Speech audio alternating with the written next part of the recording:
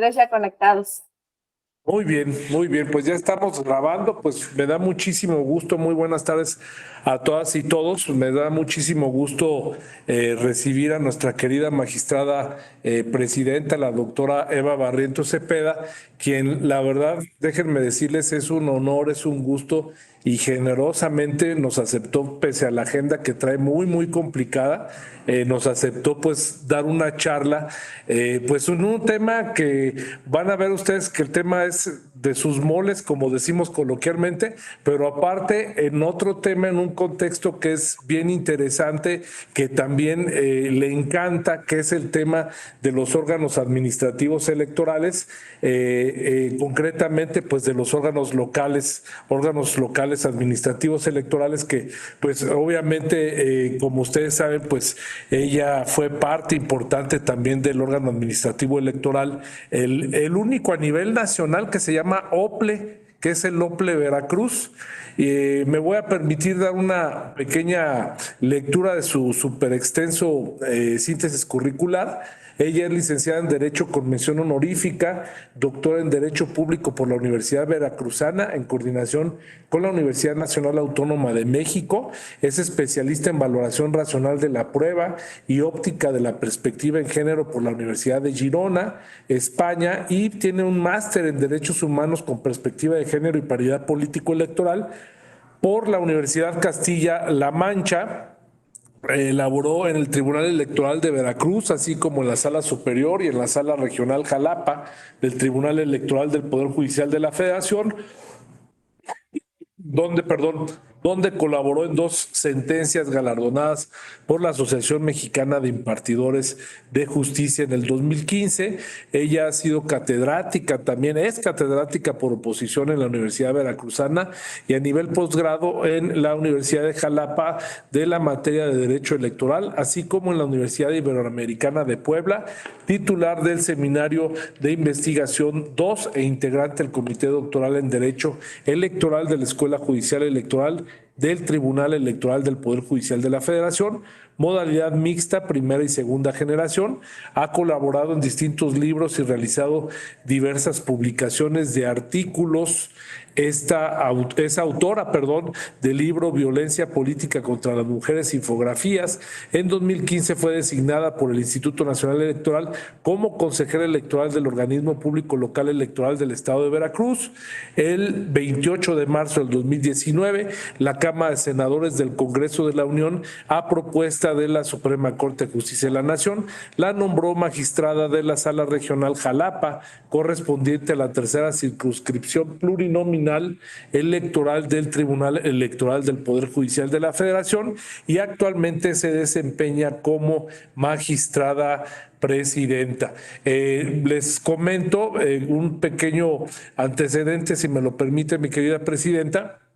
Este curso es un curso muy importante, es un diplomado que pues tiene que ver sobre el tema de la administración de elecciones, y pues han llevado a cabo las alumnas y los alumnos temas sobre reflexiones muy importantes sobre la organización de las elecciones, las etapas del proceso, las acciones afirmativas, los actos electorales, la oficialía electoral, la cadena de custodia, los registros de coaliciones y candidaturas comunes, los registros de las candidaturas, los procedimientos de candidaturas, ejecuciones de cómputo, recuento, también asignaciones de representación proporcional. Y bueno, pues el día de hoy cerramos con una extraordinaria, estoy seguro que así va a ser, como todas las que me ha tocado participar y verla, escucharla, tener el agrado de escucharla, una extraordinaria conferencia que pues usted nos va a hacer el enorme favor de impartir. Sin mayor preámbulo, le dejo el uso de la palabra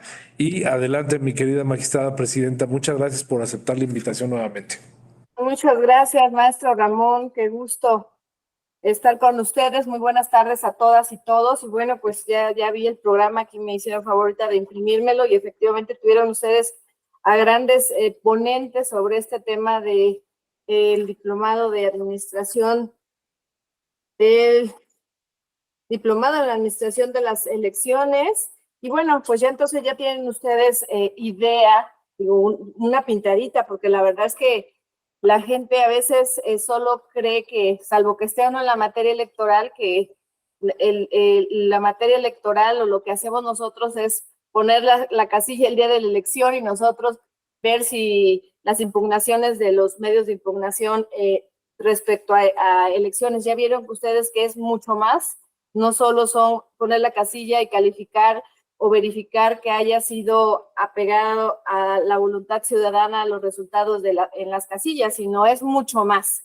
Y pues todos ya vieron un panorama completo. Y bueno, el día de hoy yo, la conferencia que me voy a permitir pues compartir con ustedes es el tema de los derechos humanos, la armonización legislativa ante el derecho internacional de los derechos humanos, pero específicamente en violencia.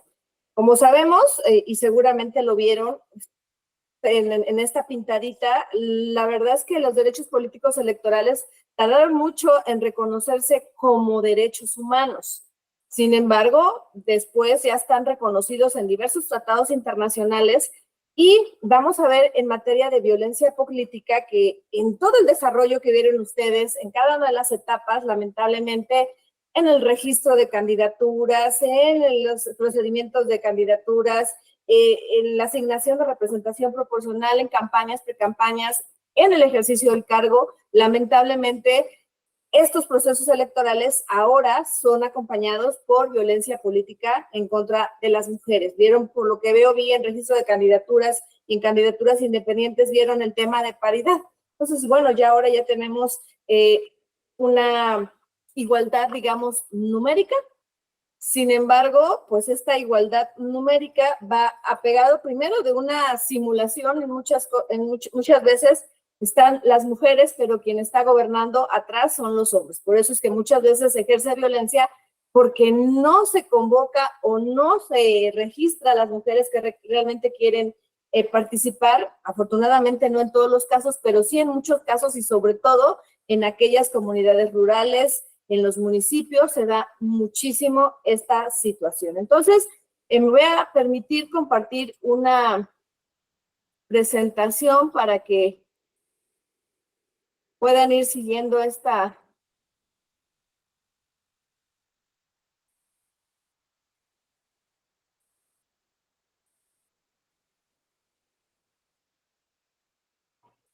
¿Qué hace falta a nivel legislativo para contribuir a la erradicación de la violencia política contra las mujeres en razón de género, tomando en cuenta el contexto político internacional? Tenemos que tener en cuenta que lo primero, antes que a nivel legislativo, se hizo a través del Tribunal Electoral, incluso, como ya decía el maestro Ramón, a través de los soples que empezaron a conocer estas violaciones a través del procedimiento especial sancionador, y más adelante ya se llevó, pues obviamente, a través del Poder Legislativo. Sin embargo, pues vamos a analizar en esta conferencia si realmente ha sido suficiente. Ha habido un avance, y sí, México es digamos que, ejemplo a nivel internacional respecto al avance legislativo que ha tenido, primero a través de las cuotas, luego a través del principio de paridad para obligar a los partidos a registrar la mitad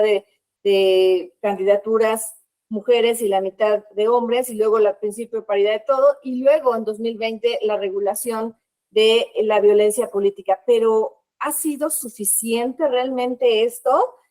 Con los esfuerzos incluso que ha hecho el Tribunal Electoral para erradicar y por tanto cumplir con los compromisos internacionales, ¿realmente ha sido suficiente? Vamos a analizar. Tenemos aquí primero, les decía yo, reconocer primero que parte fundamental de nuestro derecho electoral es el derecho a la igualdad. ¿Y qué es el derecho a la igualdad? Pues todos lo estudiamos seguramente desde la universidad. Es un derecho humano que ha sido reconocido a nivel internacional y es una de las piedras angulares de todo Estado de Derecho. ¿Y qué implica este derecho a la igualdad? Implica que todos son iguales ante la ley y tienen sin distinción derecho a igual protección de la ley y por tanto protección contra toda discriminación. Ya ustedes vieron también acciones afirmativas que justamente también está tutelado por este derecho a la igualdad, con independencia de que sea mujer, que sea indígena, que sea persona con discapacidad, persona migrante, joven, adulta, mayor, tenemos derecho a un trato igualitario y tenemos derecho a tener acceso a los cargos de elección popular igual que todas las personas.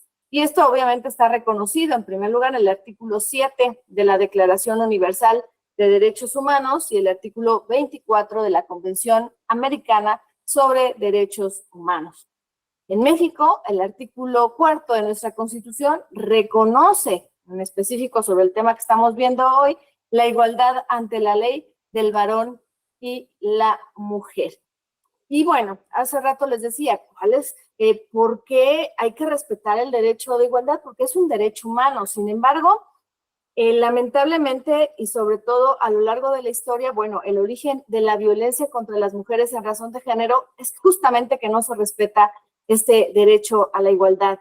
Hay una desigualdad entre hombres y mujeres, generalmente se encuentra obviamente por el poder económico, que normalmente los hombres eran los que salían a trabajar y las mujeres se quedaban en casa por cuestiones biológicas también a cuidar a los hijos. Y entonces, por eso es que la CEDAW reconoce que existe esta discriminación en contra de las mujeres. En los últimos años, fíjense, este tema de la violencia en contra de las mujeres, de la discriminación, no solo es un problema en México, es un problema mundial. Y por ejemplo, Ramón y el maestro Ramón y su servidora, que fuimos compañeros en el máster de Derechos Humanos en la universidad, en una universidad española, pues pudimos ver que justamente también las profesoras y profesores reconocen este nivel de desigualdad en lo que nosotros queríamos, bueno, allá es primer mundo, ¿no? Esta situación de violencia es una violencia a nivel mundial y pues bueno, por eso es que a nivel internacional existe preocupación respecto a cómo van a ejercer las mujeres los derechos políticos electorales, pero sobre todo libre de violencia. Y por eso en diversos instrumentos internacionales se ha reconocido la necesidad de pues buscar formas para erradicar esta violencia. Fíjense, desde 1979 la ONU reconoce la necesidad de que los estados intervengan en la situación lamentablemente normalizada de violencia contra las mujeres en todos los ámbitos de su vida, por lo que se firma la Convención sobre todas las formas de discriminación contra las mujeres. México forma parte de él, lo firma en 1980 y en 1994, en el marco de la Organización de los Estados Americanos, se firmó la Convención Americana para prevenir, sancionar y erradicar la violencia contra la mujer. En este caso, México suscribe esta convención en 1995 y la ratifica hasta 1998. De estos comités, obviamente se adoptan diferentes compromisos internacionales y sobre todo se reconoce la violencia de género con impacto en la participación política de las mujeres.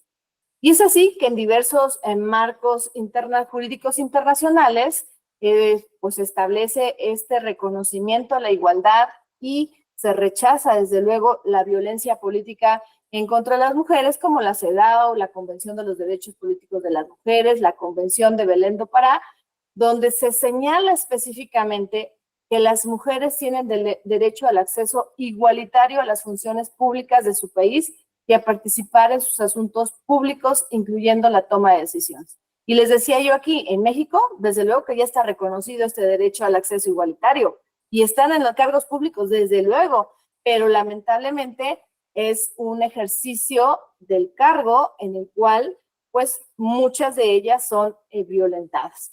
Y también está el Pacto Internacional de Derechos Civiles y Políticos y la Convención Americana sobre Derechos Humanos, que también en estos dos instrumentos internacionales se reconocen, además del principio de igualdad, el derecho de las y los ciudadanos a participar en la dirección de los asuntos públicos. Pues bueno, este es nuestro marco internacional y aunado a esto también tenemos otro compromiso que adquirió nuestro país, que es la declaración o plataforma de Beijing, en el cual las Naciones Unidas han organizado 4 conferencias mundiales sobre la mujer, siendo que la cuarta, la celebrada en Beijing en 1995, en la cual se adoptó de forma unánime, fíjense aquí, por 189 países, incluidos nuestro país, México, la Declaración y Plataforma de Acción de Beijing, la cual establece una serie de objetivos estratégicos y medidas para el progreso de las mujeres sobre 12 esferas cruciales.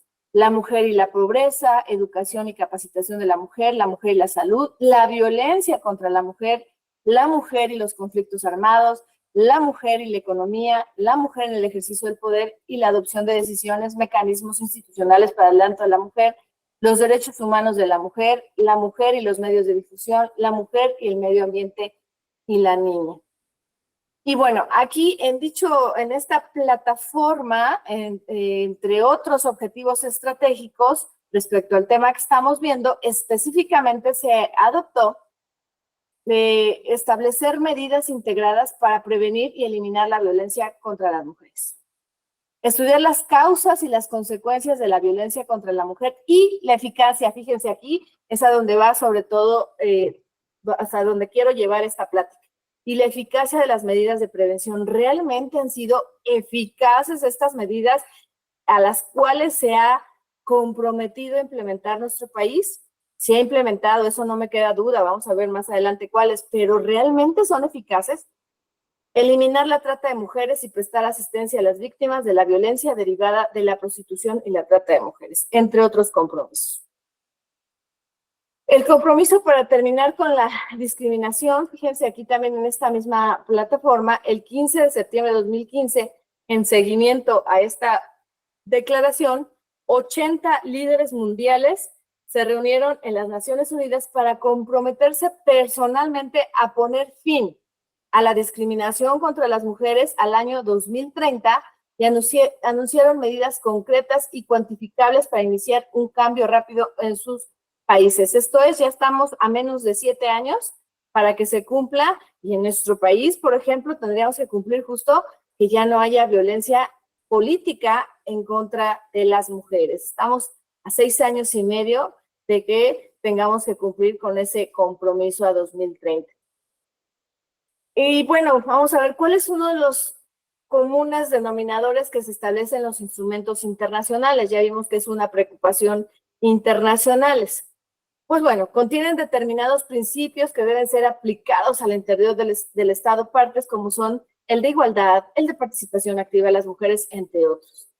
Y fíjense, una de las directrices que se enmarcan en las obligaciones internacionales, como ya explicamos en cuáles forma parte el Estado mexicano, es adoptar políticas orientadas a prevenir, sancionar y erradicar la violencia política en razón de género. Ese es uno de los compromisos principales que adoptó nuestro país. Esta obligación internacional de implementar sanciones en caso de existir violencia, es decir, primero, como ya vimos, y sobre todo en la plataforma, sí, capacitar, educar, prevenir, pero si lamentablemente ya se dio, una obligación internacional es sancionar los casos de violencia política de género. Como cual, adoptar medidas adecuadas legislativas u otro de carácter con las sanciones correspondientes que prohíban toda discriminación contra la mujer. Aquí nosotros en México tenemos medidas adecuadas legislativas, tenemos medidas legislativas, sí, vamos a ver si han sido lo suficientemente adecuadas para que sean eficaces. Ahorita lo vamos a ver. Adoptar por todos los medios apropiados y sin dilaciones políticas orientadas a prevenir y otra vez sancionar y erradicar dicha violencia. Esas son nuestras obligaciones internacionales. Actuar con la debida diligencia para prevenir, investigar y sancionar la violencia contra las mujeres de acuerdo al artículo 7, Convención de Belém do Pará. Como ven, en diferentes instrumentos internacionales está la obligación de sancionar de manera eficaz a la violencia política en contra de las mujeres. Bueno, aquí con esta preocupación internacional que les decía yo, la violencia lamentablemente no es propia de nuestro país, sino a nivel mundial. Por eso es que en 2017 se presentó la Ley Modelo Interamericana sobre Violencia Política contra las Mujeres. Y aquí, el artículo 42 establece específicamente también esta ley modelo. La violencia contra las mujeres en la vida política da lugar a las siguientes sanciones y establece un catálogo: amonestación, que puede ser pública o privada, suspensión de empleo o cargo público y o sueldo, multa y retiro de los mensajes contrarios a esta norma. Entonces, establece sanciones específicas esta ley modelo y ya cada estado parte, pues bueno, determinará qué sanciones pone. Este deber internacional de aplicar sanciones en violencia política en contra de las mujeres, hemos visto, uno de los compromisos internacionales es implementar entonces los mecanismos adecuados para erradicar la violencia. Y uno de los puntos que aquí quiero destacar es que a nivel internacional se ha estado vislumbrando la necesidad de implementar sanciones acordes con este tipo de violencia. Ya vimos ahorita esta ley modelo y bueno, tiene sanciones que realmente yo diría duelen, porque el hecho de que lo separen del cargo a alguien que violentó, pues es una sanción que duele, ¿no? Entonces, multas, en fin. Pero bueno, ¿cómo se han, vamos ahora sí, ya vimos cuáles son nuestras obligaciones internacionales, en qué instrumentos internacionales está previsto este deber de prevenir, erradicar y sancionar la violencia, y además de tener este seguimiento para observar que efectivamente sean eficaces las sanciones que hemos implementado en nuestro país. ¿Qué se ha hecho para justamente cumplir con estas obligaciones internacionales en nuestro país?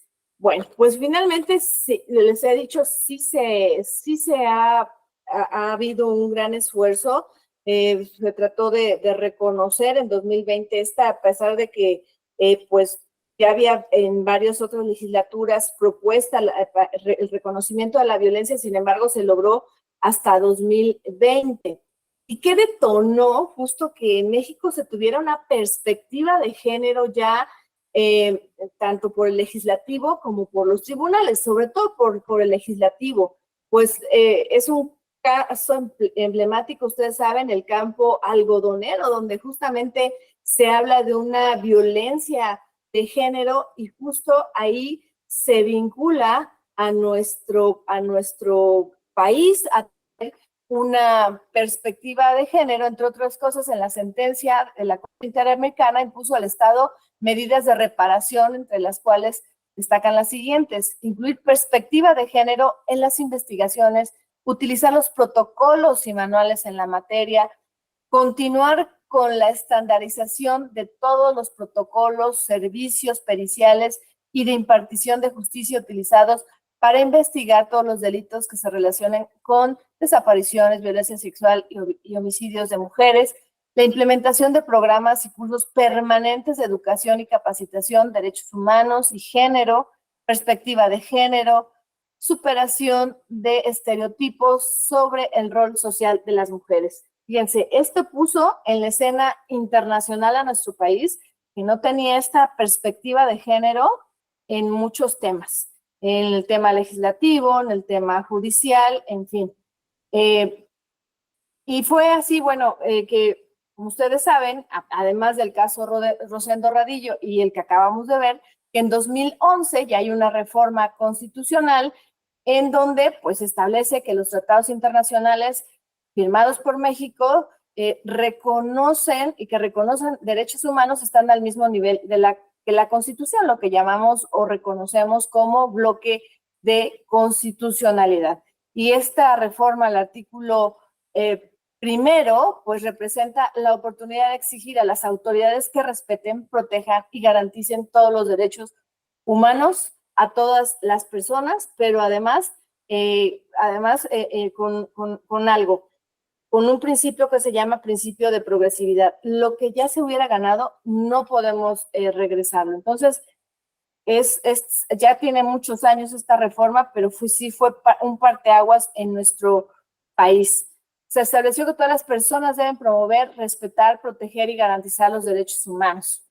Y por eso, fíjense, en este intento de hacer eficaces las sanciones contra la violencia política, es que cuando una autoridad, y sobre todo una autoridad electoral, ejerce violencia política en contra de las mujeres, la sanción es hasta 1/3 más grande. Así lo dice la reforma de 2020.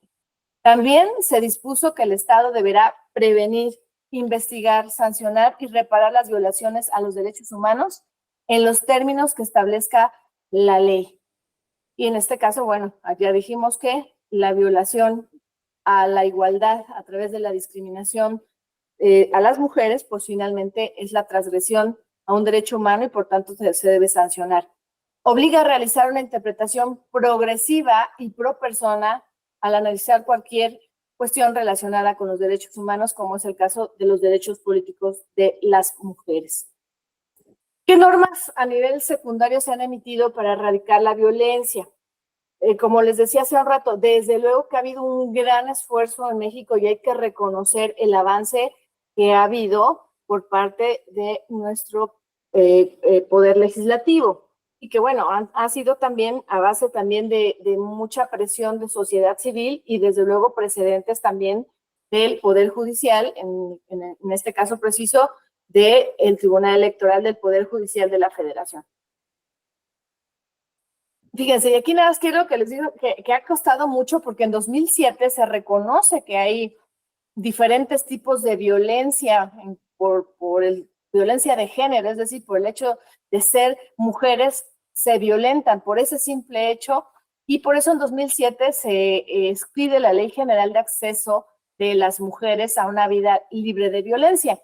Sin embargo, como ven, se reconoce la violencia psicológica, física, patrimonial, económica y sexual, pero no se reconoce la violencia política. Esta se reconoce hasta 2020. Y obviamente ustedes ya seguramente ya se saben la historia, después de que se emitió incluso un protocolo para prevenir y erradicar la violencia, que bueno, fue un gran esfuerzo y que sirvió desde luego como una guía para las mujeres, pero pues seguíamos con el tema que no había sanción previamente establecida en una ley. Es hasta 2020 en donde, pues sí, se establece ya como delito y ahorita, con todo lo que ha pasado últimamente, este delito toma una función muy interesante porque también en esta ley a una vida libre de violencia, allí se establece que desde 2020, que van a ser inelegibles cuando sean declaradas responsables las personas de haber ejercido violencia política, pero por delito. Hasta ahí lo dejó la ley a una vida libre de violencia. También se modifica la Ley General de Responsabilidades Administrativas para incluir que es una falta administrativa de las y los servidores públicos. Y también se modifica en este caso también se modifica, ya me pasé.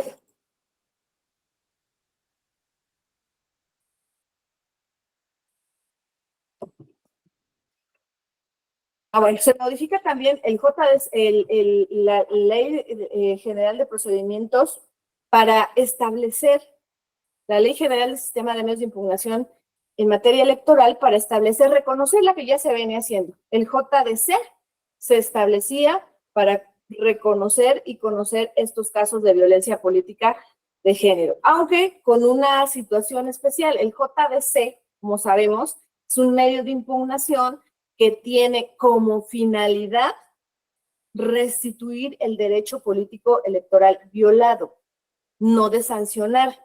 Y una de las cosas que ya se venía haciendo de manera, digamos, en la práctica por algunos soples, e incluso el Instituto Nacional Electoral, ya se reconoce al procedimiento especial sancionador para, ahí sí, como su nombre lo dice, sancionar la violencia política en contra de las mujeres. Pero bueno, a pesar de estas reformas, realmente no existe con claridad cuáles son las sanciones que corresponden a las autoridades federales, estatales o municipales que cometan conductas que pudieran constituir violencia política. Si nosotros revisamos el artículo 457 de la Ley General de Instituciones y Procedimientos Electorales, se limita a señalar que se dará vista al superior jerárquico y en su caso presentará la queja ante la autoridad competente por hechos que pudieran constituir responsabilidades administrativas o las denuncias o querellas ante el agente del Ministerio Público que deba conocer de ello. Entonces no queda claro. Luego, por cuanto hace el resto de sujetos que puedan ser sancionados en materia electoral, no existe una clara adecuación en torno a las sanciones que puedan ser aplicadas en caso de acreditarse este tipo de violencia. En este caso, también el artículo 477 de la Ley General de Instituciones y Procedimientos Electorales, en su inciso B, señala que las resoluciones del PES se podrán imponer las sanciones que resulten procedentes en términos de lo dispuesto en la ley. No obstante, la imposición de sanciones resulta ambigua ante el cúmulo de conductas que pueden ser sancionadas. Es decir, no existe, como existe en el que acabamos de ver, la ley modelo. Para la violencia proceden las siguientes sanciones. Tenemos allí amonestación, multa, separación del cargo. Aquí no, aquí es ambiguo y depende de cada autoridad electoral qué sanción es la que va a imponer. En el único que existe más o menos qué se va a imponer si fuera, por ejemplo, sancionado por violencia política es en el caso de aspirantes, precandidatas o candidatos a cargo de elección popular. Aquí sí se prevé que se puede sancionar con la pérdida del derecho del candidato infractor a ser registrado como candidato, o en su caso, si ya hubiera sido registrado, con la cancelación del mismo, pero, a ver, aquí solamente entonces aplica para una sanción clara para precandidatos o candidatos o candidatas, pero no para el resto de las personas que pudieran ser servidoras públicas y que realicen violencia política en contra de las mujeres o para cualquier persona. Ante este panorama, quiero destacar que es importante establecer un catálogo específico y claro de sanciones para casos de violencia en contra de las mujeres. Y sobre todo, ¿por qué creo que es necesario? Pues para que sea eficaz y cumplamos con nuestros compromisos internacionales, que justamente es inhibir este tipo de conductas, pudiendo explorarse incluso la imposición de la suspensión de derechos políticos, lo cual dotaría de coercitividad a las sentencias emitidas en los procedimientos especiales en materia electoral, pues de lo contrario no se tiene una real fuerza inhibitoria de dichas conductas. Y bueno, desde luego les vuelvo a repetir, esta reforma fue un gran esfuerzo y también en materia judicial, jurisdiccional, el Tribunal Electoral y esta sala regional, tuvimos un caso en 2008 de una persona que era reincidente y seguía violentando, pues qué hacer justo para que de alguna manera ya no siga violentando a una mujer, porque pudiera haber sentencias que digan, sí, está violentando a una mujer, pero si no hay una sanción, va a seguir violentando. Tenemos en el caso de Veracruz, por ejemplo, el extremo donde una persona ha sido registrada 11 veces, pero como no hay sanción, pues sigue violentando a las mujeres integrantes de su cabildo. Entonces, ese es el problema que realmente tenemos. Les decía yo, nosotros ante esa necesidad, y sobre todo en el caso de Oaxaca, donde establecía como requisito de elegibilidad para ser registrado como candidata o candidato, se tenía que tener el modo honesto de vivir. Y entonces nosotros hicimos un análisis para decir que, pues, quien hubiera hecho violencia política en contra de una mujer, pues perdía el modo honesto de vivir. Y también, digamos, eso en una primera fase. Y en una segunda, también en esta sala regional, también para el caso de Oaxaca, implementamos el registro de las personas que han sido sancionadas. Sin embargo, bueno, ustedes saben que esta pérdida del modo honesto de vivir justamente fue un intento para que para que tener realmente una sanción que fuera eficaz, porque eso sí le tenían mucho miedo las personas que aspiraban a un cargo de elección popular, que fueran a perder el modo honesto de vivir y por tanto fueran inelegibles. Y bueno, pues algo que todavía sigue vigente, desde luego, es la lista de personas sancionadas, en donde todavía existe esto, digo todavía existe porque ustedes saben que todavía tiene una función, por lo menos, de publicar y saber quiénes han violentado, aunque el modo honesto de vivir, como ustedes lo saben, lo vamos a ver más adelante, ya quedó sin efectos porque la Suprema Corte de Justicia de la Nación dijo que pues es inconstitucional. Pero sobre estos datos del registro, me quiero traer a colación que las personas sancionadas por género son 59 mujeres y hombres 239. Lamentablemente también mujeres violentan a otras mujeres. El registro por entidad federativa, nada más voy a destacar que Oaxaca ocupa el primer lugar, Veracruz el segundo, Tabasco el tercero, Chiapas el cuarto. Vean nada más, los 4 primeros lugares corresponden a la tercera circunscripción en la cual formo parte de la Sala Regional Jalapa. Y esto pues no es casualidad, lamentablemente acá en esta circunscripción hay muchas personas indígenas, mucha pobreza, muchas comunidades rurales, y es un tema que sí influye mucho en el ejercicio de la violencia política en contra de las mujeres. Bueno, les decía yo que el Pleno de la Suprema Corte de Justicia de la Nación declaró que el modo honesto de vivir es una exigencia inválida que no puede ser evaluada como condición para ocupar un cargo público. ¿Y por qué señaló esto la Suprema Corte de Justicia? Bueno, estableció que la expresión modo honesto de vivir es excesivamente ambigua y puede generar situaciones de discriminación que afecten los derechos político-electorales de la ciudadanía.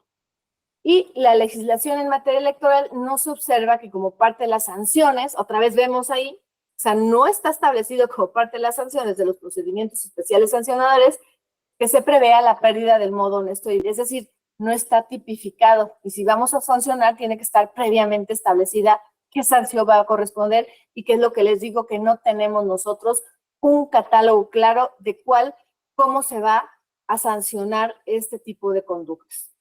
Y también señala la Suprema Corte ni que el análisis de la pérdida de dicha calidad forme parte del análisis que legalmente debe realizarse en las sentencias de tales procedimientos. A grandes rasgos, las razones por las que lo declara inconstitucional. Y también dice, si bien está constitucionalizado como condición para ejercer los derechos derivados de la ciudadanía, su ponderación resulta sumamente subjetiva porque depende de lo que cada quien opine, practique o quiera entender sobre cuáles son los componentes éticos de la vida personal, de modo tal que dicha expresión, por su ambigüedad y dificultad en su uniforme apreciación, también se traduce en una forma de discriminación. Y ahí, créanme que algo que sí se generó, porque fue un esfuerzo, obviamente, del Tribunal Electoral, del Poder Judicial de la Federación, tener una sanción que realmente inhibiera la violencia política. Sin embargo, efectivamente, al ser algo que se dejaba a la discreción de los juzgadores, había en muchos casos, sobre todo en los tribunales locales, que declaraban la violencia, pero no declaraban la pérdida del modo honesto de vivir. Y otros en donde, pues para el tribunal local probablemente sí era pérdida, entonces, pero no lo hacían fundado, motivado, entonces sí generó de alguna manera cierta incertidumbre. El requisito del modo honesto de vivir, también dice la Corte, no puede ser dotado de un contenido objetivo que permita brindar seguridad jurídica tanto a las personas destinatarias de la norma como a las que se aplican, por lo cual es que no puede ser usado como una restricción para acceder a un cargo público. Su ambigüedad se traduce en una forma de discriminación que queda subordinada a la plena voluntad del juicio valorativo y de orden discrecional de quien lo analiza. Y bueno, por tanto, la Corte establece que Dicha restricción, tanto en su vertiente requisito como sanción para acceder a un cargo público, resulta inconstitucional, ya que se exige no haber incurrido en una conducta sensiblemente reprochable sin que queden claros los criterios morales para ello.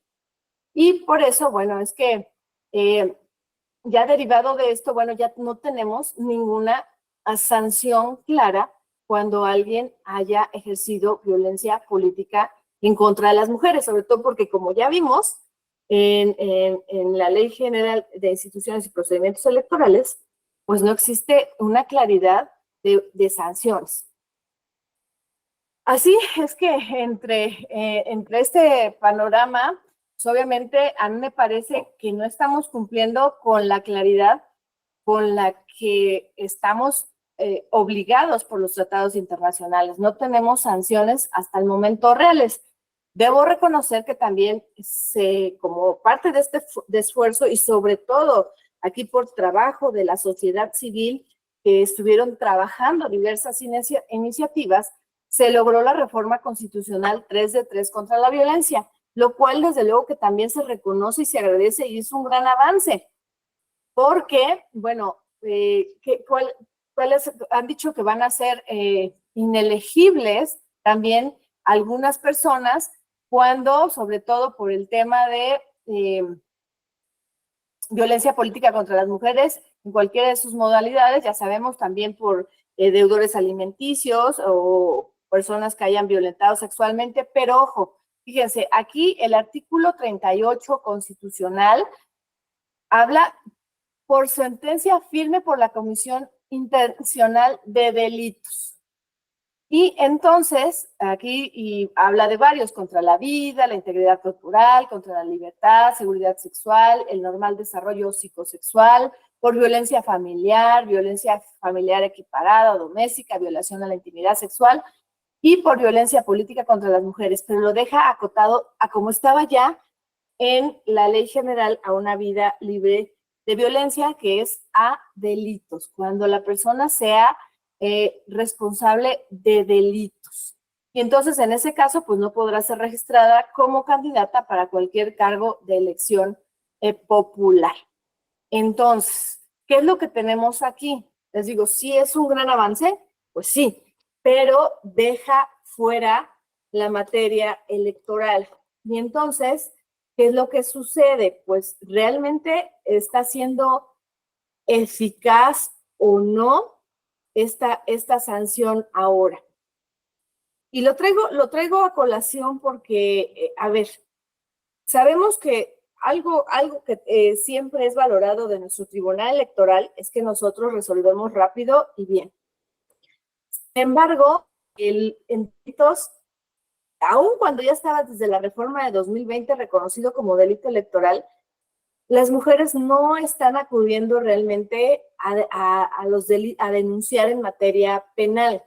Fíjense, y hay un estudio en donde de Human Rights Watch 2023, en donde se establece que no tenemos esa cultura de denuncia. Cerca del 90%, según este estudio, cerca del 90% de los delitos nunca se denuncian y menos del 16% de las investigaciones se resuelven en la justicia por mediación o alguna forma de resarcimiento. Es decir, primero no se está denunciando y luego, pues bueno, la mayoría no llegan a una resolución. De acuerdo con los datos también de la Fiscalía Especializada en Delitos contra la Violencia contra las Mujeres y Trata de Personas, se tienen los siguientes datos, fíjense. Del 1 de enero al 31 de diciembre de 2022 se dio seguimiento a 701 carpetas de investigación iniciadas en años anteriores. Durante el 2022 se iniciaron 538 y se reactivaron 132. De los 1.371 expedientes se terminaron 303, de los cuales solo se judicializaron 54, vean nada más, de 1.571. En el plazo referido se obtuvieron 24 sentencias condenatorias, incluidos procesos penales que ya estaban en trámite. Fíjense, nada más, o sea, no tenemos el dato cierto de cuánto se lleva la finalización de un proceso penal, pero por lo que vimos ahí en ese estudio no es un proceso rápido. Entonces, si la forma para suspender derechos como una sanción eficaz es a través solo del proceso penal, pues ¿qué es lo que vamos a tener? Una sanción ineficaz, porque imagínense que se llevara 3 años. Pues bueno, ya entonces ya se registró, ya tomó protesta, ya terminó su cargo y apenas se va a declarar en su caso si es responsable o no de violencia política por la vía penal. Entonces, de ahí que, pues sí es un gran esfuerzo, pero pues va a ser una sanción ineficaz. Y bueno, esta parte también debo de decir que algo también que se debe de tutelar el debido acceso como parte de la violencia política es tutelar el efectivo acceso a la justicia en materia electoral a ambas partes. Entonces, otro aspecto aquí que tenemos que reflexionar es generalmente si la violencia política de las mujeres está acompañada de conductas relacionadas con la obstrucción del cargo de las mujeres que ejercen un cargo de elección popular. Es decir, generalmente la obstrucción como la falta de convocatoria, la falta de pago a las dietas que les corresponde, vulneración al derecho de contar con información para ejercer su cargo, no contar con los instrumentos necesarios para el desarrollo de sus actividades, entre otras. Generalmente estas obstrucciones son lo que genera la violencia política en contra de las mujeres. Pero ¿qué es lo que sucede cuando solo un tribunal local determina si hubo obstrucción? Fíjate que a la regidora no se le convocaba y van en segunda instancia ante la sala regional y la sala regional, ¿cuál es el criterio que existe de acuerdo a la jurisprudencia? Ah, no, pero solo para que las responsables, que en este caso es el presidente municipal, pueda ir en segunda instancia, pues es solo que se le haya declarado violencia en la primera instancia, porque esa es la excepción que da a la legitimación en la jurisprudencia. Sin embargo, a mí me parece que también para proteger este derecho humano en la violencia política, cuando se declare obstrucción, responsable de obstrucción, también tiene que haber una excepción y que se pueda conocer, porque qué tal si en la segunda instancia sí se acredita otros elementos de género y por tanto cambia de obstrucción del cargo a violencia política en contra de las mujeres y nunca tuvo la oportunidad de defenderse la responsable. Entonces, bueno, esto nada más es porque, bueno, finalmente también es parte de los derechos humanos tener un acceso real a la justicia electoral. Entonces, bueno, en conclusiones, para poder tener una adecuada armonización con el derecho internacional relacionada con la erradicación de la violencia política contra las mujeres en razón de género, desde mi perspectiva se debe establecer un catálogo expreso de sanciones para los casos de violencia en los PES en materia electoral, en la cual se debe establecer de manera clara e indubitable que procede la suspensión de los derechos políticos cuando se decrete que una persona ha cometido ese tipo de violencia, incluidos los servidores públicos de cualquier nivel, así como de quienes ejercen un cargo de elección popular. Y fíjense, esto ya lo hizo, por ejemplo, el estado de Quintana Roo, en donde tiene ya establecido directamente que es inelegible quien haya sido o haya sido ya condenado por violencia política y en cualquiera de las sentencias, no solo penal, sino también electoral. Eso ya lo tiene Quintana Roo y me parece que lo debemos de hacer en todos los estados y a nivel federal para que realmente tengamos una sanción eficaz. Y también en dicho catálogo, considero, se deben establecer otras sanciones como la amonestación, multa, a fin de que los órganos jurisdiccionales puedan graduar la sanción de acuerdo a la gravedad de la conducta, porque lo cierto es que sí estamos agarrando de manera general y en algunos sí multamos, pero no hay esa graduación porque no tenemos la claridad en la ley. Entonces, como ustedes ven, pues sí, hay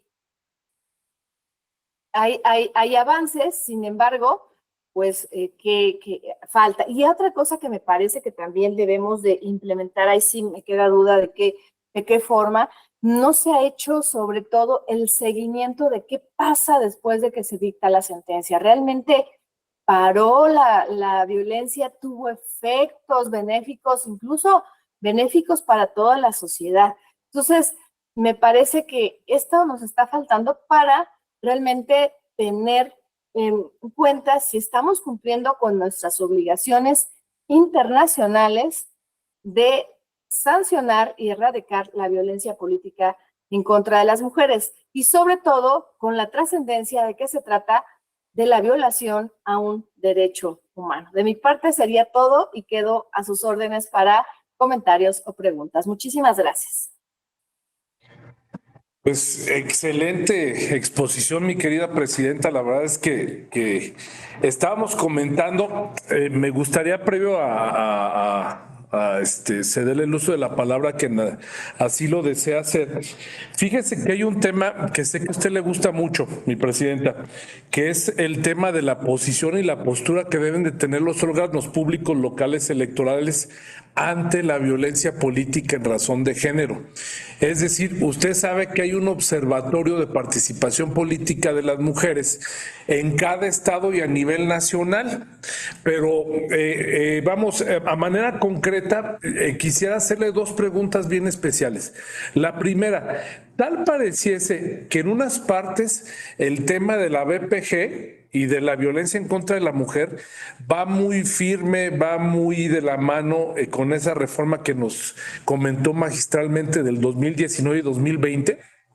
Pero si nosotros hacemos un análisis de la legislación de los entes públicos al interior de los estados, llámese congresos de los estados, llámese el propio poder judicial de los estados, el ejecutivo de los estados, los ayuntamientos sobre todo, no han hecho las adecuaciones en su normatividad interna a esa reforma del 2020, ¿sí?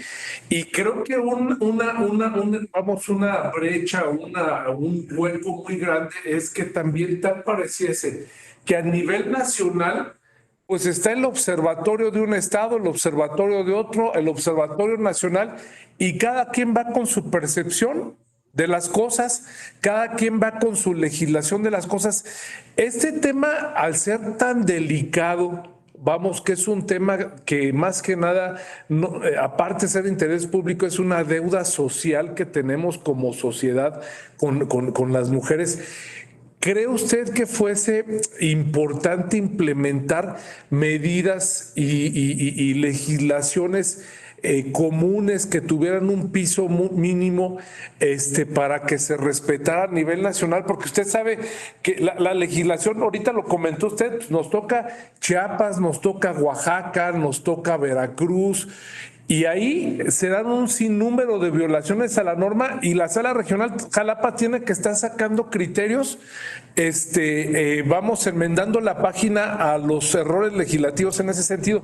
Mi pregunta concreta en ese sentido es, ¿cree usted que debe de existir una legislación o una normatividad modelo en común a nivel nacional para que se respeten principios básicos y medidas afirmativas en favor de la mujer? Fíjate que yo creo que sí, algo que está haciendo un intento así es la Asociación Mexicana de Consejeras Electorales, porque ellas sí juntan, digamos, los resultados de todos los observatorios, y aparte están haciendo análisis justo de cuántas denuncias hay por periodo. Ellas están tratando de hacer eso. Sin embargo, bueno, pues ¿cuál es el tema aquí? Que depende mucho del tiempo de cada una de las consejeras. Ahorita, por ejemplo, que viene el proceso electoral, pues se complica un poco más. A mí lo que me parece, y que es un gran esfuerzo, y ustedes si revisan los informes de AMCE, son buenísimos, o sea, obviamente con la voluntad y con el trabajo extra de cada una de las consejeras que hay que reconocerles.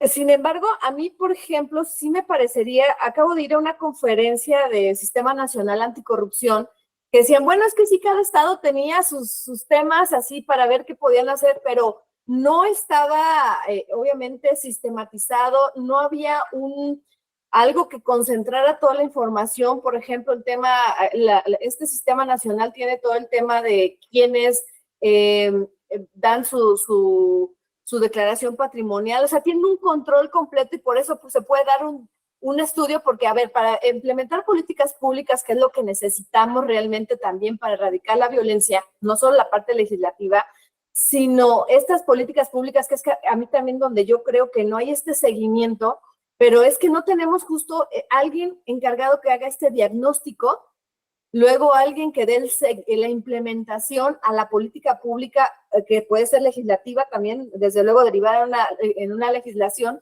pero luego ya no tenemos este análisis si fueron eficaces o no. Creo que nos hemos quedado en la implementación de medidas legislativas, sí, pero luego, ¿qué ha pasado? Realmente, a ver, ustedes, vamos a ver números. ¿Ha bajado los números de violencia política? No han bajado. Realmente, les decía yo este caso extremo de esta persona que está registrada 11 veces. O sea, estamos siendo eficaces. Entonces, me parece que sí, a mí sí coincido, Ramón, debería de haber algo así, algún esfuerzo, pero digo, la asociación está haciendo un esfuerzo, pero no tiene los recursos, no tienen, o sea, dependen de sus actividades y le dedican más tiempo a esto que ha sido muy bueno, pero a mí me parecería que sí, hay un observatorio federal, sí, pero no conjunta lo local. Entonces, y que desde lo local, desde mi experiencia, es donde hay más problemas. O sea, entre más rural, más comunidades, pueblos indígenas, ahí es donde está más el problema. Entonces, bueno, me parece que sí deberíamos de ir hacia allá para tener realmente este tratamiento serio y que sí podamos erradicar la violencia, porque si no, no sé si lo vamos a lograr al 30. Muchas gracias, presidenta. Y una última pregunta antes de que, porque veo que Arturo como que se quiere animar y también ahí Harumi y varias compañeras y compañeros. A ver, otra pregunta también importante, creo yo, que creo que nos debe de quedar o debe quedar claro también a los órganos administrativos electorales, porque es precisamente de donde parte todo, o sea, de donde nace todo, vamos en el tema de de lo que es la potencialización de los derechos políticos electorales. A ver, ¿debe un órgano administrativo electoral generar medidas afirmativas en favor de la mujer cuando tocan la puerta? Usted sabe que han existido sin número de casos que tocan la puerta. Yo, Ramón Hernández, voy, toco la puerta a un órgano administrativo electoral y digo, bueno, me llamo Ramona, y digo, a ver, me están generando una violencia política en razón de género. Yo no fui electa, mi cargo no es de elección popular, ¿sí? Pero sin embargo, soy funcionaria del ayuntamiento, soy funcionaria del Congreso, soy funcionaria del Ejecutivo, ¿sí? Y nos encontramos ante esa pared que dice, oye, no, espérame tantito, es que aquí voy a conocer de tu violación tu violación a los derechos políticos electorales que alegas, siempre y cuando seas electa, o sea, siempre y cuando seas funcionaria electa, ¿sí? Y tal pareciese que ese tema es un tema en el cual el órgano administrativo electoral no se quiere meter y en muchas ocasiones dice, no, es que yo estoy limitado a lo que me permite la ley y la ley lo que me dice, eso es lo que tengo que hacer y lo que no me dice no debo de hacerlo. Y usted sabe muy bien, ya lo comentó ahorita, en materia de derechos humanos y de medidas afirmativas, esa regla pues prácticamente no se acomoda en eso. Debiesen los órganos administrativos electorales aventar generar medidas afirmativas para garantizar en todo momento eso, o esperarse a que el órgano jurisdiccional sea el que les marque la pauta, porque usted sabe que ya han habido resoluciones de los órganos que dicen, no, es que ¿sabes qué? Pues esto tiene que ser, por ejemplo, recuerdo una de un ayuntamiento que dice, no, es que esta violación tienes que reclamarla al seno de la comisión o el órgano colegiado de tu ayuntamiento para ver si hubo violación o no, y resulta pues contraproducente porque pues ya sabemos de antemano cuál va a ser el resultado. ¿Qué opina al respecto? Pues mira, te doy mi opinión personal y luego pues ya lo que ha dicho el tribunal. Mi opinión personal es que sí sí deberíamos entrarle al tema, porque sobre todo cuando son mujeres en cargos de decisión, mujeres en cargos públicos, en los cuales también, pues obviamente son violentadas. O sea, yo recuerdo el caso que tuvimos acá en Salajalapa de una secretaria de la mujer municipal. O sea, era primero una secretaria, ¿no? Que estaba defendiendo derechos humanos de otras mujeres y que estaba siendo violentada. Sin embargo, bueno, ahí, esa es mi opinión personal. ¿Sí deberíamos? Sí, porque para mí sí tienen un cargo de decisión público. No obstante, ahí también vamos al tema práctico, también mi opinión personal.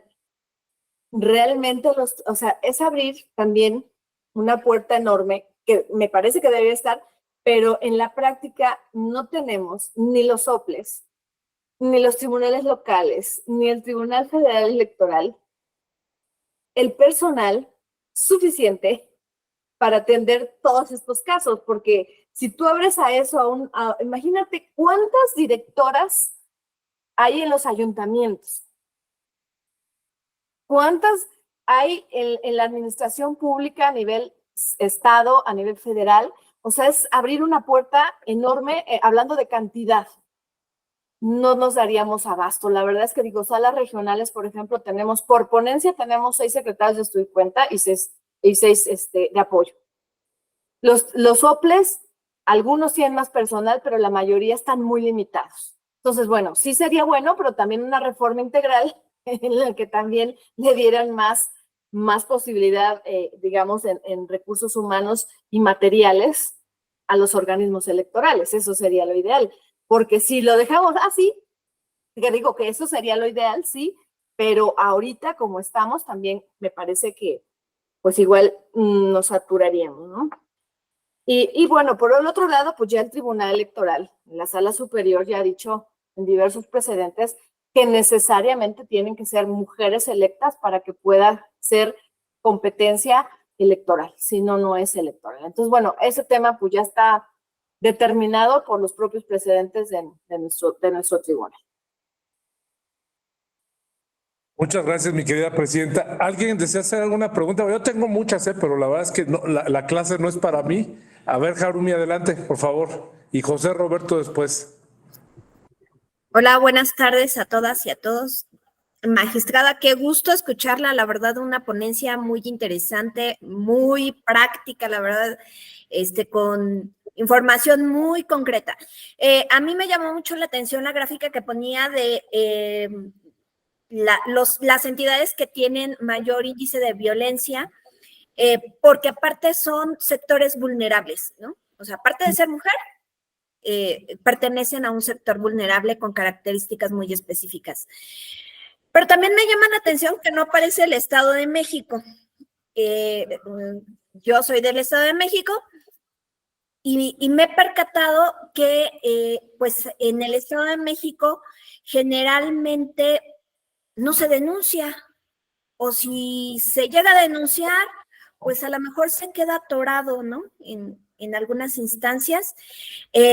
Reconozco que el OPLE del Estado de México ha avanzado, tienen algunos protocolos ya trabajándose.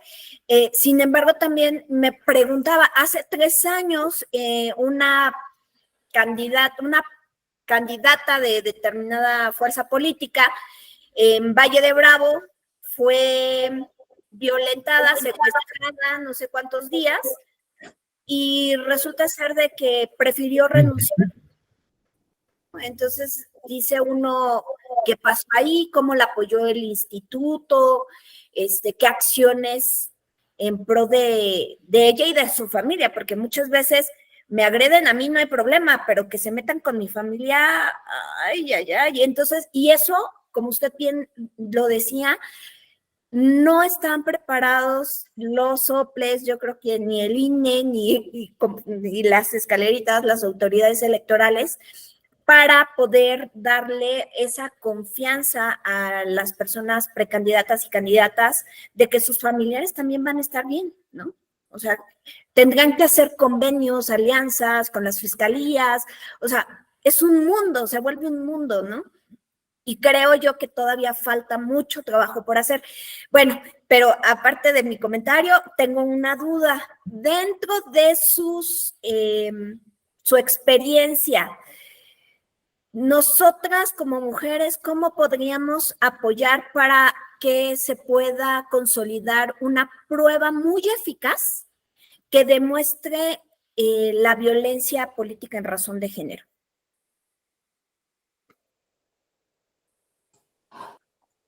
Gracias, Yarumi, por la pregunta. Híjole, me llama la atención que en el Estado de México, siendo un estado pues, con el padrón electoral más grande, no haya denuncias. Es algo importante que señalas. No creo que en el Estado de México no haya violencia, como dices, diste un ejemplo, ¿no? O sea, y efectivamente me parece que luego hay errores que no dan la seguridad de voy a denunciar, y cuando denuncie pues se va a enojar más mi violador o mi violentador, ¿no? O violentadora. Y lamentablemente yo lo que he visto que uno de los errores comunes es que cuando no piden medidas de protección, ¿no? Que justamente es que se les dé acompañamiento con seguridad pública, entre otras cosas, pues lo que sucede es que si no lo piden, los órganos administrativos electorales no las dan y tenemos que darlas de forma oficiosa. Aun cuando veamos algo que brinque, bueno, mejor se las doy, ¿no? Entonces, es algo que me parece que está... Y bueno, respecto a la prueba, es una pregunta muy difícil porque depende de qué caso, qué quieras probar. O sea, primero hay que ver cuál es el hecho que quieres probar. Y dependiendo del hecho que quieras probar, pues entonces el tema probatorio, y además se ha hecho esto de la reversión de la carga de la prueba, a ver que ni las mujeres ni siquiera tienen la obligación de probar, sino se le traslada a quien estás denunciando. ¿Y cuál es mi postura respecto al tema probatorio? Bueno, si la mujer tiene alguna prueba, bueno, pues que la presente. Y te digo, no te puedo decir qué prueba en particular porque depende qué hecho quiera probar. Pero a mí me parece que cuando nosotros vamos a declarar violencia, porque ¿qué se ha dicho? A ver, está la reversión de la carga de la prueba. Vamos a suponer que a una regidora diga, es que me está violentando porque me llamó a su oficina y me dijo que pues como yo soy mujer y no sé nada, por eso no me convoca, ¿no? ¿Y qué va a decir el presidente municipal? ¿No es cierto? Entonces es el dicho de uno contra el otro. Y me parece que la reversión de la carga de la prueba no consiste en que él diga, demuestre que no lo dijo, porque ¿cómo va a demostrarlo? O sea, es la prueba imposible. Pero nosotros como juzgadores tenemos que ver, a ver, está diciendo que no la convoca por ser mujer porque no sabe. Nosotros podemos, y sobre todo el órgano administrativo, y me parece que en el PES es donde se tiene que configurar, a ver, voy a requerir todas las convocatorias para ver si se ha convocado o no, porque si la ha convocado, pues ahí se cae el dicho, aunque le dé preponderancia al dicho de ella. Entonces, hay pruebas con las que puedo yo corroborar si es cierto lo que dijo incluso ella. Entonces, pero eso sí, acuérdense que sí, los órganos administrativos ahí sí tienen la facultad de investigar. No solo nada más quedarse con las pruebas que están. Entonces, el tema probatorio es importante, pero a mí sí se me hace importante que el dicho de él o de ella estén corroborados por alguna otra prueba. Por alguna prueba indiciaria, pero que me corrobore. Porque si no hay nada de un lado ni de otro, no tengo, o sea, ¿por qué? Porque además me parece que los juzgadores y juzgadoras tenemos que ser muy objetivos. Porque por un lado puedes también, sancionar a alguien, a lo mejor, incluso a lo mejor con una multa, pero sobre todo ya declaraste que sí violentó sin tener prueba alguna. Entonces, a mí sí se me hace muy importante el tema probatorio. Gracias.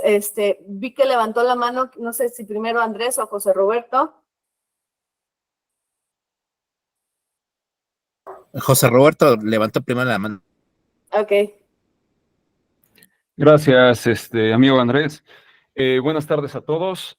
Primero que nada me gustaría decir que esta conferencia final, pues parece que es un cierre con broche de oro de este diplomado. Muchas gracias, magistrada. Muchas gracias a la Escuela Judicial Electoral por haber convocado a tan buena exponente. Y pues bueno, eso en primer lugar. En segundo lugar, me gustaría nada más expresar una reflexión que por supuesto admite retroalimentación y tiene que ver con el tema que nos atañe, que es el de violencia política en razón de género. Me gustaría compararlo con un caso legal que no tiene que ver con lo electoral, pero es todavía más lamentable, que es el feminicidio, y el elemento en común al respecto es la misoginia, ¿no?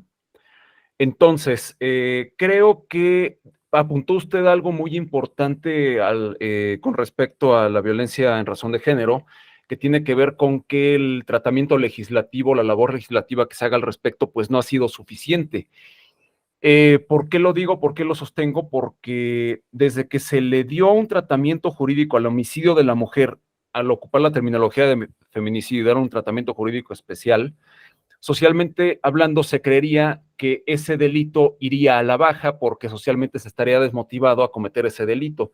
Sin embargo, está al alza. Entonces, efectivamente, el tratamiento legislativo resulta insuficiente. Usted ya lo apuntó, usted como especialista en el derecho y que además juzga temas electorales, también se ha de haber dado cuenta que aunque existen medidas legales especiales para la violencia política en contra de las mujeres, se está llevando a cabo y aunque hay elementos coercitivos que aún, como usted menciona, se están integrando, pues estos delitos o estas faltas siguen al alza. Entonces, yo creería, salvo sus mejores opiniones, que en donde se tiene que trabajar es en materia cultural, porque incluso la bandera de la violencia de género ha sido ocupada de manera muy electorera y diría yo que hasta corriente por algunos políticos, pues que nada más toman esa bandera como estandarte para subir su popularidad, pero el problema de fondo sigue sin resolverse. Entonces, pues bueno, esa sería mi reflexión y no sé qué opine usted al respecto, qué opinen los compañeros, cuál es el tratamiento cultural que tendría que darse ante un mal tan corrosivo como el que estamos viviendo actualmente. ¿Es cuánto?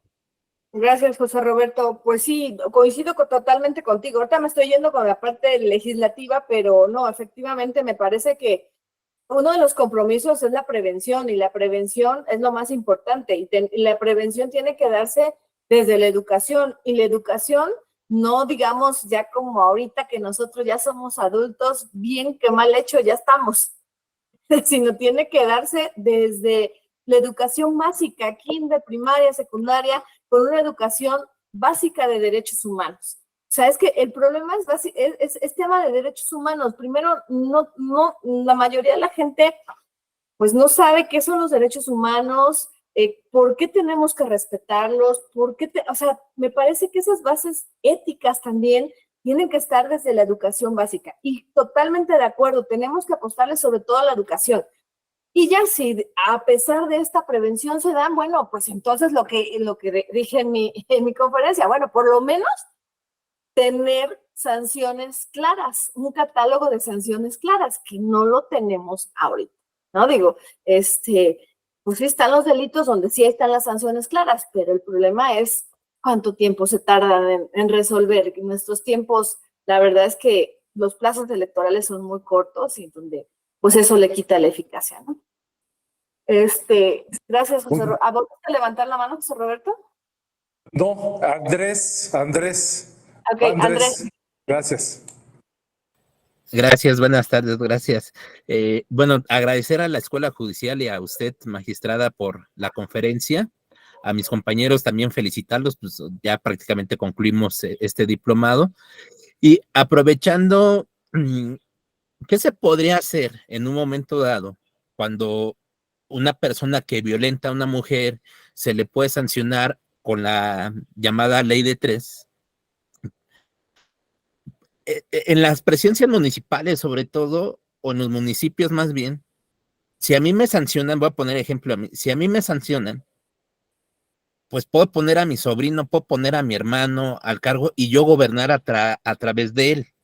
Es decir, pues la sanción teóricamente queda sin efecto, ¿no? Creo que por ahí es algo que tendríamos que corregir, obviamente es de cada persona, pero desgraciadamente en la política de este país, o los hombres, o sea, tienen una cerrazón muy pequeña. O sea, no entienden que es una sanción derivada de una mala conducta que tuvieron ellos. Sin embargo, en los municipios hay pequeños cacicazgos que de ahí, o sea, se apoderan de los partidos y de los gobiernos. Ese sería por un lado. Por otro lado, al igual que Harumi, también soy del Estado de México y pues ya lo comento efectivamente, es extraño que pues no esté, bueno, no haya ninguna estadística, ¿no? De violencia política en contra de las mujeres. Irónicamente, el Estado de México es uno de los estados con mayor violencia en feminicidios. O sea, ahí como que no cuadra algo. Y con las estadísticas que nos presentaba usted, por ejemplo, el 70% de las personas sancionadas derivan de presidencias municipales. Es decir, como que falta algo ahí, algo no nos está cuadrando. Es decir, algo falta para trasladado a esa parte pequeña en los municipios grandes o municipios relativamente pequeños. ¿Qué podríamos hacer? Es decir, sé que puede ser de parte del legislativo, pero ustedes como magistrados, ¿se podría hacer algo desde el propio tribunal si es que alguna mujer pudiese dar para adelante algún tipo de juicio? Es cuanto, muchas gracias. Ujú. Híjoles, qué interesantes preguntas, pero pues realmente volvemos a lo que decía José Roberto. Muchos son cuestiones de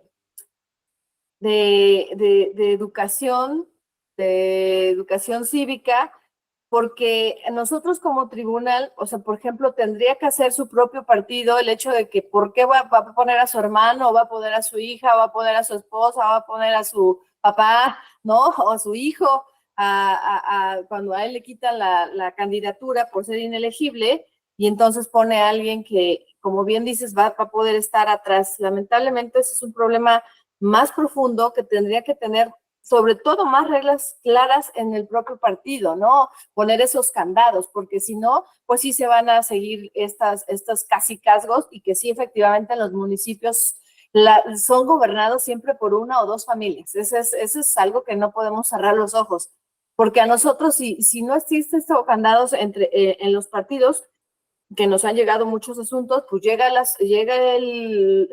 si lo registraron ya como candidato sustituto y cumple los requisitos de elegibilidad, nosotros ya como tribunal no podemos hacer gran cosa. Pero sí me parece que los partidos sí pudieran poner como reglas eso en sus reglas de sustitución de candidaturas, ¿no? Y el otro tema, perdón, que me perdí un poquito respecto al Estado de México, que no hay denuncias, ¿qué pudiéramos hacer para incentivar? ¿Sí? Ajá, sí. Uh-huh. Hijo, pues yo creo que lo que tendríamos que hacer para incentivar es justamente, primero, ir desde la prevención explicando cuando una mujer puede, y sobre todo con las mujeres que están inmersas en la política, bueno, y con cualquier ciudadano o ciudadana, porque muchas veces también no se denuncia porque ignoramos en qué consiste la violencia política. Muchas veces, y muchos hombres o mujeres también la ejercen porque ignoran y la normalidad es, pues si siempre se ha hecho así, ¿cómo me salen que ahora que eso es violencia? O una mujer igual, pues. Y también darle algo que decía Yarumi, o sea, darles la seguridad de que van a denunciar, primero van a tener la protección para ella y para sus familias, que es lo que más les importa, y luego que va a ser una sentencia objetiva, una sentencia imparcial, conforme a derecho, porque muchas mujeres también, o sea, les da miedo y luego dicen, bueno, pero igual si ni lo pruebo, entonces, ¿para qué? Si no tengo pruebas, ¿no? Pero o sea, decirles que sí hay forma de probarlo con pruebas, con otro tipo de cosas que suceden alrededor y que la autoridad tiene la obligación de requerirlas para tener mayores elementos para resolver. Y pues yo creo que eso es lo que tendríamos que hacer. Y luego el otro tema también, pero también es cambio de cultura, porque a ver, ¿qué es lo que también hemos visto cuando las mujeres denuncian? También hemos visto eso, que en lugar de que tengan un beneficio, Y aunque la resolución salga favorable para ellas, pero lamentablemente hay un rechazo de la sociedad porque, ay, pues entonces ya, aunque se inscriba, ¿para qué voy a votar por ella si es una mujer revoltosa? ¿Para qué? Y entonces, pues eso todo va con el cambio cultural, con esta deconstrucción. O sea, son preguntas muy profundas las que hiciste, Andrés, pero pues sí, necesitamos reeducarnos. Gracias. Muchas gracias, presidenta. Ramiro tiene también por ahí alguna pregunta. ¿Cómo andamos de tiempo, mi querida presidenta? Pues 5:30, si quieren, le cortamos con esta última de Con mucho Ramiro. gusto. Muy bien, Bueno, adelante. ya, Y después Arturo. rápido levantó la mano Arturo. Bien. Ok. Trato de ser lo más breve posible. Muchas gracias por su conferencia, magistrada. Fue bastante enriquecedora y creo que coincidimos la gran mayoría de mis compañeros, por lo que estoy escuchando, o al menos yo coincido con ellos, y en esto que también usted está refiriendo. Y es que hace unos días, justo por ejemplo, en una de las sesiones del Consejo General del INE, se vio cómo se utilizaba muy a modo este lenguaje de la violencia de género y se trató a partir de un representante de un partido político hacerles o endosarles este tipo de acción a las mismas consejeras que estaban presentes en ese consejo, porque supuestamente no le permitían a la consejera presidenta que pasara un nombramiento que ellos querían que se diera. Y justo las consejeras fueron muy claras en no manejar o no pervertir tanto esta idea de la violencia de género, porque justo eso que ellos estaban haciendo sí era violencia, hacerles creer o decirles a ellas directamente de que estaban siguiendo las líneas de un expresidente que ya se fue, era una violencia que se estaba ejerciendo directamente en contra de ellas. Y creo que eso lo vemos muy constantemente, prácticamente ya en cualquier ámbito y en cualquier sitio, sobre todo en la vertiente político-electoral. Vemos que justamente se ha pervertido bastante esta idea que se buscaba o que se buscó impulsar para proteger a un segmento de la población que constantemente se ha visto agredido y ahora se les hace creer que inclusive ellas la están ejerciendo, cuando las estadísticas, como usted ya refería por ahí hace rato, pues prácticamente estamos hablando de que 1 de cada 5 casos sí se refieren a mujeres que ejercen violencia de género, pero en realidad son los hombres quienes mayoritariamente, 4 de cada 5, los que están llevando a cabo esta práctica. Y creo que va por ahí un poquito y mi pregunta y comentario va en ese sentido. Usted hacía referencia hace un rato a lo que sucedía, por ejemplo, con el Sistema Nacional Anticorrupción, en donde tal cual se entendió claramente que la corrupción es un problema sistémico, que no se va a solucionar simplemente con meras sanciones y que no se va a solucionar simplemente si incorporamos a una que otra instancia del Estado mexicano. Tiene que entrar todo el aparato del Estado mexicano, entendiendo tanto también a la sociedad civil, tanto a organizaciones que han estado luchando y empujando, como a la estructura misma del poder. Y creo que en el caso de la violencia política en contra de las mujeres en razón de género, creo que justo no se ha entendido que, primeramente, parte del hecho de entender esta idea desde la vertiente de los derechos humanos y específicamente de un problema que está, creo que muy enraizado en la sociedad mexicana, que se refiere concretamente a la discriminación, que se está llevando a cabo de forma muy constante y a veces de forma imperceptible.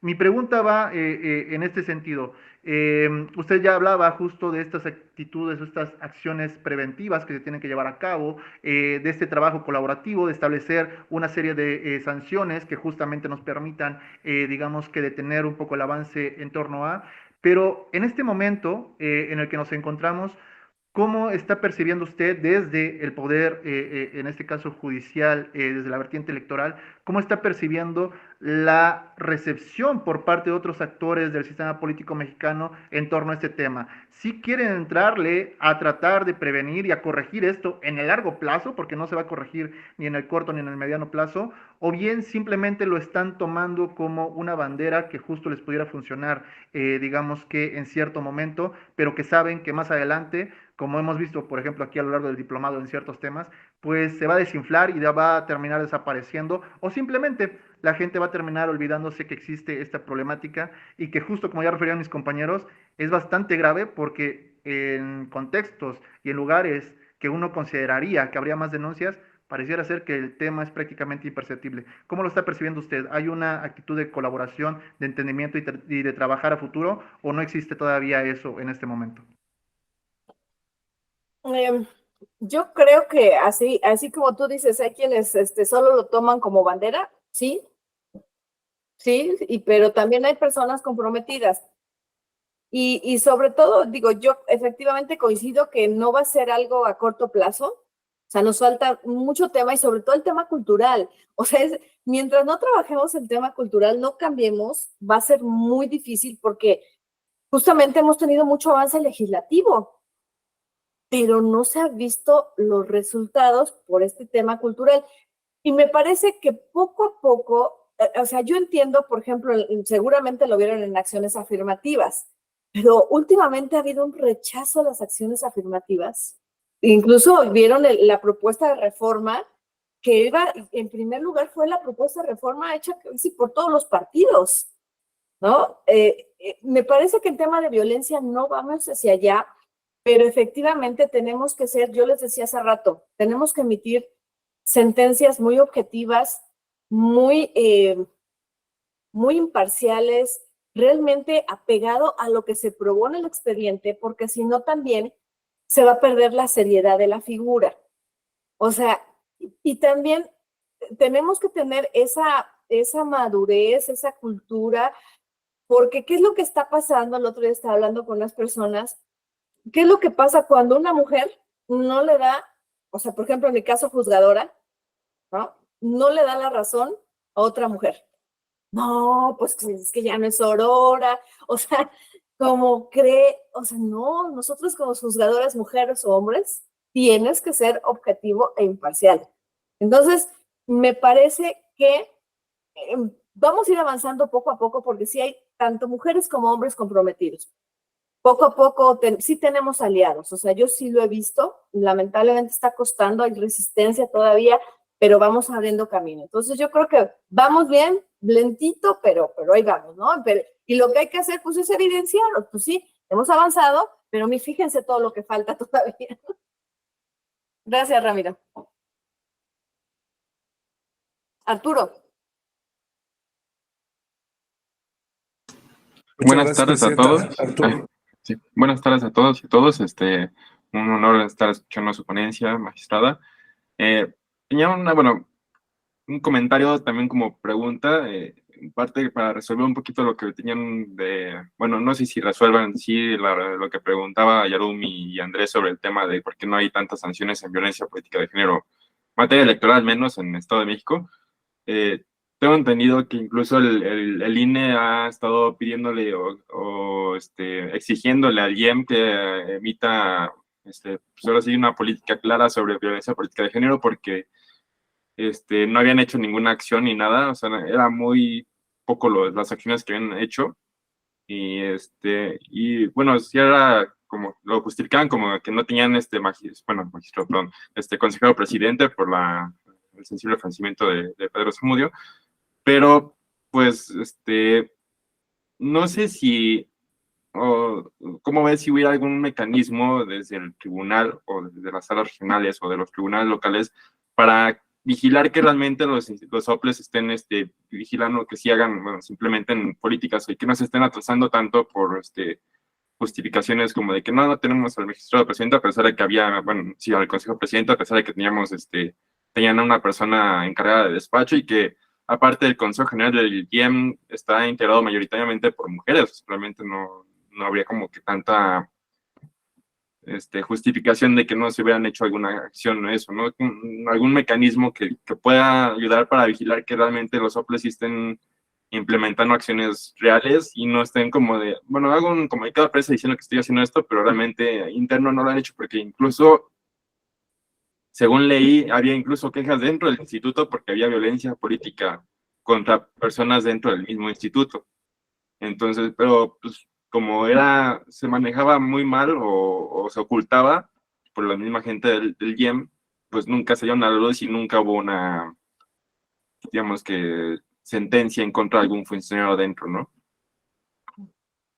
Pues mira, pues sí, primero es el INE, que sí, finalmente es quien revisa el cumplimiento y en su caso, pues sí, pueden iniciar por el incumplimiento de algún tema un procedimiento de remoción. O si, por ejemplo, ya lo solicitaron. Pero bueno, nosotros como tribunal no podríamos hacerlo directamente. Tendría que alguien impugnar justamente la omisión de emitir estos lineamientos y nosotros ya pues analizar que efectivamente, bueno, tendría que dar su informe circunstanciado el instituto, dando las razones de por qué no las ha emitido y ya nosotros razonar, bueno, en este caso creo que sería competencia, como sería una norma general, los lineamientos, sería competencia de la sala superior y la sala superior tendría que, en su caso, pues ordenarles que emitan los lineamientos, pero alguien tendría que impugnar, que podría ser desde luego un partido político o acuérdense que en tema de grupos vulnerables hay algo que se llama interés difuso, es decir, o interés, cualquier mujer que pudiera incluso impugnar, cualquier mujer del Estado de México para que la sala superior, en este caso me parece que sería su competencia, se pronunciara. Entonces, pero si nosotros directamente no podríamos, el INE sí, porque el INE de alguna manera, como hacen las elecciones de manera coordinada y una coordinación, sí pudiera, como bien dices, ya se lo solicitó, pero bueno, ellos tendrían, y ojalá que sí ojalá que sí los emitan, porque me parece que sí debe haber actos de violencia en el Estado de México, y más vale que estén preparados cuando les llegue algún asunto relacionado. Entonces, ojalá lo emitan. Realmente la mayoría de los OPLES tienen sus lineamientos, o la mayoría de los estados ya hicieron la armonización de la reforma del 20, no todos, creo que solo falta uno, según el último estudio que tuve. Pero ya está la armonización, entonces, pues, pero sería bueno que también tengan sus lineamientos. Siempre da claridad, certeza y sobre todo, pues que tengan las herramientas cuando se tengan que enfrentar a ese tema. Pero hoy me llevo de aprendizaje algo que no sabía, que en Estado de México no hay denuncias. Sí, muy buen dato que me llevo. Muchas gracias, presidenta. Muchísimas gracias. Bueno, pues, Harumi, a ver, no sé si me acepta una pregunta más, presidenta, o ya nos tenemos que ir. ¿Va a hacer algún comentario nada más, verdad? Adelante. Sí, es una pregunta, pero no la quiero poner en jaque. Entonces, nada más, como muy breve. Pues las expresiones que ha tenido el presidente en las mañaneras respecto de una posible aspirante a ostentarse como candidata o precandidata a alguna fuerza política, ¿usted lo considera violencia política en razón de género, transparencia de la información o libertad de expresión? No tengo bien claras las expresiones que ha hecho, Sí, no, o sea, supongo que te refieres a Xochitl, ¿no? Pero no tengo bien claras las expresiones, como cuál, a ver. Ay. Dejémoslo así, para no entrar en dilemas, porque bueno. Pero te lo voy a decir en general, no las tengo claras, la verdad, pero acuérdense que, digo, ya si denunciara, acuérdense que la libertad de expresión tiene límite y justamente es el respeto a la dignidad de otra mujer, ¿no? Cuando se está discriminando ya no es libertad de expresión, ese es el límite a la libertad de expresión y eso lo hemos resuelto en muchos asuntos. Muy bien, pues muchas gracias, mi querida presidenta. Por ahí estaba Andrés, pero entiendo de que está usted, se va a meter ahorita la previa para revisar los asuntos de sala que van a resolver. Mi querido Andrés, si gustas, mandamos a hacernos llegar la pregunta y se la hacemos llegar a nuestra querida magistrada presidenta. Pues el día de hoy con esta conferencia magistral, pues damos por concluido el diplomado de administración de elecciones. No nos resta más que, de verdad, créanmelo, agradecer esa disposición a cargo de nuestra querida doctora Eva Barrientos Cepeda, nuestra magistrada presidenta de la Sala Regional Jalapa, porque de verdad, créanmelo, ha tenido toda la disposición y todo el tiempo, está cargadísima de trabajo y con muchas cosas, y le agradecemos siempre su generosidad que la caracteriza, sus clases siempre bien amenas, muy prácticas, muy concisas y muy puntuales. Y bueno, pues un último comentario de cierre, mi querida presidenta.